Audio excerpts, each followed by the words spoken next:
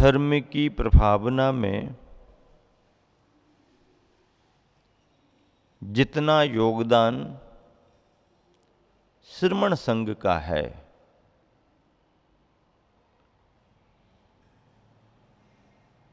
उसकी अपेक्षा श्रावकों का योगदान भी कम नहीं आंका जा सकता, क्योंकि आचार्यों ने तो यहाँ तक कह दिया कि जिन शासन के रथ का एक पहिया यदि मुनि संघ का है तो दूसरा पहिया श्रावक समुदाय का है। भले वह गृहस्थ हैं, घर में हैं, खेती व्यापार सर्विस से जुड़े हैं, गृह त्यागी नहीं हैं, लेकिन इसके बावजूद भी उनके अपने आचार विचार की प्रामाणिकता से और श्रावक धर्म के पालन करने से जिन शासन के रथ का वो एक पहिया बन चुके हैं, एक पहिया, अब यदि रथ आगे बढ़ेगा तो दोनों चाकों से ही बढ़ेगा, एक चाक से रथ आगे बढ़ने वाला नहीं। मुनि धर्म लुप्त हो जाए तो श्रावक धर्म कैसे चलेगा आगे, और श्रावक समाज लुप्त हो जाए तो मुनि धर्म कैसे आगे बढ़ेगा। जिन शासन के रथ को आगे बढ़ाने में दोनों का योगदान है। आचार्यों ने जिन शासन की प्रभावना में बड़ा योगदान दिया,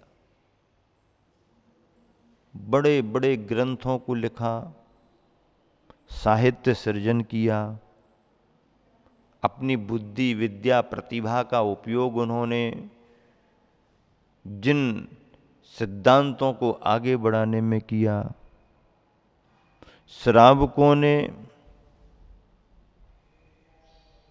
अपनी सजगता से चतुर्विध संघ की सेवा करके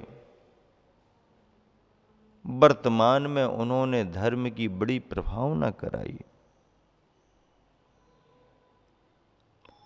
आज वर्तमान में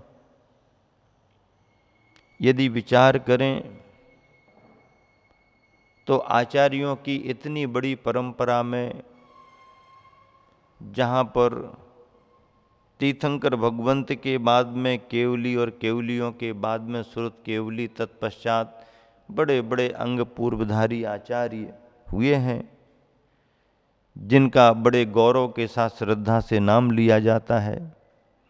आचार्य धरसेन पुष्पदंत भूतबली, आचार्य गुणधर आर्यमंशु नागहस्ती, यति वृषभ आचार्य महाराज, आचार्य प्रवर कुंद कुंद स्वामी, आचार्य पूज्यपाद स्वामी, आचार्य उमा स्वामी, बड़े बड़े आचार्य। आचार्य अकलंक देव, क्या न्याय के बारे में अद्भुत नाम था। धनंजय कवि ने तो एक ऐसा श्लोक लिख दिया, प्रमाणमकलंकस्य पूज्यपादस्य लक्षणम द्विसंधान कवे काव्यम रत्नत्रय मपश्चिमम। ये जो तीन हो गए हैं, अब लौट करके ये तीन होने वाले नहीं। क्या? प्रमाणमकलंकस्य। अकलंक स्वामी ने जो न्याय के क्षेत्र में अपने तर्क रखे हैं, प्रमाण की जो उन्होंने पुष्टि की है, अकलंक स्वामी की वार्ताएं राजवार्तिक है, तत्वार सूत्र की बृहद टीका है, और भी अनेक ग्रंथ अकलंक स्वामी के न्याय के हैं। न्याय की चर्चा में प्रमाण मकलंकस्य अकलंक स्वामी का नाम लिया जाता है। पूज्य पादस्य लक्षणम, लाक्षणिक परिभाषा, लाक्षणिक परिभाषा की बात करनी है तो पूज्य पाद स्वामी को, उनके सर्वार्थ सिद्धि ग्रंथ को याद करो, उनकी व्याकरण को याद करो। कवि ने अपना नाम भी जोड़ा, द्विसंधान महाकाव्य लिखा है तो धनंजय कवि ने अपना नाम जोड़ा कि हमारा भी कोई कम थोड़ी है। और ऐसे तीनों को अपश्चिम रत्नत्रय, जो आगे नहीं होने वाला ऐसा रत्नत्रय बताया है। काव्य साहित्य के क्षेत्र में आचार्य प्रवर कुंद स्वामी के आध्यात्मिक ग्रंथ, सैद्धांतिक विवेचना उनकी भी अद्भुत है। कुंद स्वामी का पंच परमागम, समय सार, प्रवचन सार, अष्टपाहुड, पंचास्तिकाय, नियम सार परमागम है, अध्यात्म भरा हुआ है, बीतरागता के सिद्धांत भरे हुए हैं। ऐसे आचार्य प्रवर कुंद स्वामी, अनेक आचार्यों ने साहित्य लिखा। आचार्य ज्ञान सागर जी महाराज की बात करें तो वीरोदय, जयोदय, सुदर्शनोदय, दयोदय आदि आदि बड़े बड़े संस्कृत के साहित्यिक ग्रंथ लिखे। आज 30 जून है। तारीख के अनुसार गुरुवर आचार्य श्री विद्यासागर जी महाराज का दीक्षा, मुनि दीक्षा दिवस है। वैसे तो तिथि के अनुसार आषाढ़ शुक्ला पंचमी आती है, जिसे आने में अभी थोड़ा समय है, लेकिन तारीख के अनुसार बात करें तो आज 30 जून है। 30 जून सन 1968 में राजस्थान के अजमेर नगर में ज्ञान सागर जी महाराज जी ने ब्रह्मचारी विद्याधर को निर्ग्रंथ मुनि दीक्षा प्रदान की थी। वो मुनिवर अपने गुरुवर की संलेखना कराते हुए आचार्य पद को प्राप्त हुए। आचार्य पद स्वीकार करके ही इन्होंने फिर अपने गुरुवर की निर्विकल्प समाधि संलेखना संपन्न कराई। अद्भुत अद्भुत घटना है, कल्पना से परे घटना है। इस कलिकाल पंचम काल में ऐसी सरलता की परिणति, ऐसी विनम्रता की परिणति, गुरु का शिष्य के भविष्य के प्रति सजग भाव और शिष्य का गुरु की निर्दोष संलेखना कराने के प्रति सजग भाव, क्या पिता और पुत्र में बात होगी? क्या मालिक और मुनीम में बात होगी? करोड़ों की संपदा देने वाला और करोड़ों की संपदा पाने वाला भी इतनी सजगता से काम नहीं कर सकता जितनी सजगता से धर्म के मार्ग में, मोक्ष के मार्ग में आगे बढ़ने वाले दो साधकों ने करके दिखा दिया। आत्म साधक थे। कसाई की कितनी कृशता, ज्ञान सागर जी महाराज के परिणामों में कितनी निर्मलता। अपने द्वारा पढ़ाए लिखाए गए उस विद्यार्थी के लिए जिसको वर्णमाला के का खागा अक्षर भी स्पष्ट और अच्छे से नहीं आते थे, वहाँ से पढ़ाना शुरू किया। पढ़ाई और साधना में तैयारी दोनों चलते रहे। 11 महीने में उन्होंने क्या पढ़ा दिया, 11 महीने में ही उन्होंने क्या तैयारी करा दी, घुट्टी में घोंट करके क्या पिला दिया कि विद्याधर के रोम रोम से वैराग्य बरसने लगा। 11 महीने में ही, 11 माह में ही क्या अमृत घोल करके पिलाया, क्या वैराग्य की घूंटी पिला दी कि 11 महीने में ही विद्याधर के रोम रोम से वैराग्य टपकने लगा। और फिर वह पवित्र वेला भी आ गई जब हजारों हजार नर नारियों की उपस्थिति में अपार जन समुदाय, श्रेष्ठी संपन्न वर्ग, स्वाध्यायी समाज सेवी वर्ग की उपस्थिति में एक युवा के लिए निर्ग्रंथ मुनि दीक्षा प्रदान कर दी गई। हम सब भाग्यशाली हैं, भाग्यशाली, महाभाग्यशाली हैं। काल भले ही पंचम है, कलिकाल है, दुष्काल है, सब ठीक है, लेकिन इस कलिकाल में भी हमारा तुम्हारा भाग्य प्रबल है कि ऐसे गुरुवर की छत्र छाया मिली है। ऐसे गुरुवर तो समाज को मिले ही मिले, हम सबको उनका शिष्य बनने का सौभाग्य मिला। मन की दृढ़ता कितनी भी क्यों ना हो, उम्र का असर शरीर पर आता ही है। फिर अंतरंग से इतना खान पान पर नियंत्रण त्याग, उसका भी असर शरीर पर आता है।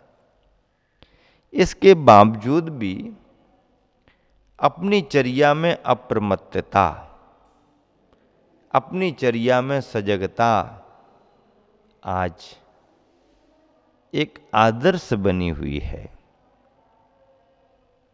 बिहार चल रहा है, सुबह हो रहा है, शाम को हो रहा है, मौसम गर्म भी है, रास्ते सड़कें तपती भी हैं, फिर भी लक्ष्य को लेकर के आगे बढ़ रहे हैं। लोग बार बार पूछते हैं, गुरुवर किस दिशा में आगे बढ़ रहे, किस दिशा में आगे बढ़ रहे।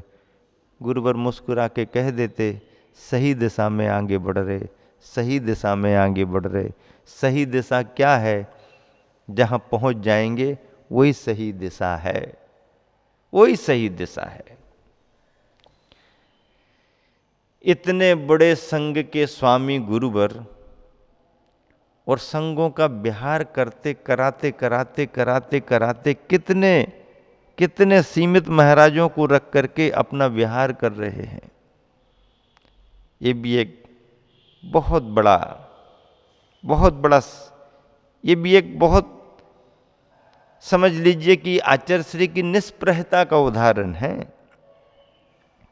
हम और आपके अंदर आश्चर्य पैदा करने वाला है। ऐसे गुरुवर आचार्य श्री का मुनि दीक्षा दिवस जगह जगह तो सभी जनों के द्वारा मनाया जा रहा होगा। हम लोगों ने यहाँ पर मध्य प्रदेश की धर्म नगरी सिलवानी, जो जिला रायसेन में है, सिलवानी में गुरुवर के द्वारा पंच कल्याणक से संपन्न त्रिमूर्ति जिनालय, शांति कुंतु अरहनाथ भगवान का त्रिमूर्ति जिनालय, उस त्रिमूर्ति जिनालय में आज भव्यतम महामस्तकाभिषेक संपन्न हुआ, शांति धारा संपन्न हुई। गुरुवर आचार्य श्री की श्रावकों ने ठाट बाट से पूजा की। पश्चात हम दोनों महाराज जियों के प्रवचन हुए, सभी ने बहुत अच्छा लाभ लिया। आहार चर्या भी उसी क्षेत्र में, वहीं आसपास श्रावकों के यहाँ पर हुई। इतने भक्ति भरे वातावरण में निश्चिंत होकर के सभी लोगों ने गुरुवर का 54वां दीक्षा दिवस मनाया, 53 वर्ष पूरे हो गए। सन 1967 से लेकर के 2021 पूरा हो गया है तारीख के हिसाब से। अब 22वें की ओर आगे बढ़ेंगे। इस तरीके से इतना लंबा काल तपस्चरण करते हुए, बाह्य तप और अंतरंग तपों को तपते हुए गुरुवन व्यतीत कर रहे हैं। स्वाध्याय गुरुवर की बहुत बड़ी एनर्जी है। निरंतर स्वाध्याय स्वयं करते हैं, संग को कराते भी हैं। ज्ञान के माध्यम से गुरुवर निरंतर प्रभावना अंग में तत्पर रहते हैं। उनके चारित्र के द्वारा, उनके तपस्चरण के द्वारा, उनके वार्तालाप, व्यवहार और संदेशों के द्वारा जन जीवन में निरंतर प्रभावना का वातावरण बनता है।